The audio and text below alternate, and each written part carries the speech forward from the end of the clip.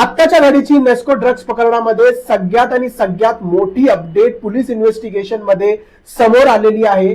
काल जे 7 आरोपी आणि आज एक नवीन आरोपी म्हणजे 8 आरोपी टोटल जे आहे वनराई पोलीस स्टेशनने पकडले।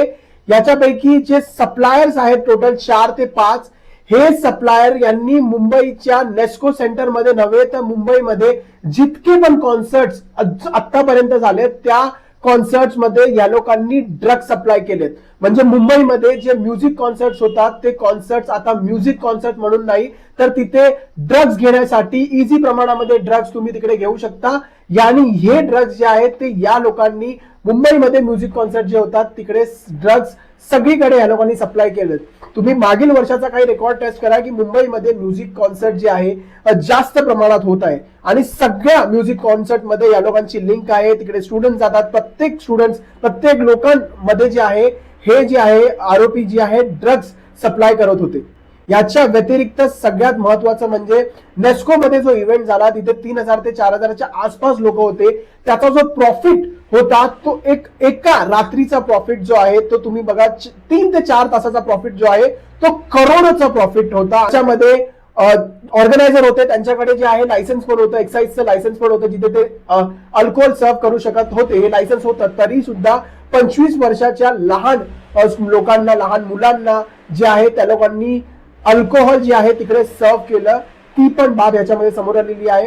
पोलीस इन्व्हेस्टिगेशन मध्ये हे पण कळालंय की जे पूर्ण 8 आरोपी आहेत त्याच्यापैकी 7 आरोपी नीट कॉपरेट करत नाही आहेत, उडती उत्तरं देत आहेत। पोलिसांना गुमराह करायचं काम हे आरोपी सध्या करत आहेत आणि पोलीस इन्व्हेस्टिगेशन करते। वनराई पोलिसांनी 4 दिवसांमध्ये जे आहे 8 आरोपी पकडलेले आहेत, पण याच्यामध्ये एक आरोपी जो आहे अजून वॉन्टेड आहे। त्या आरोपीला आता वनराई पोलीस स्टेशन शोधत आहे।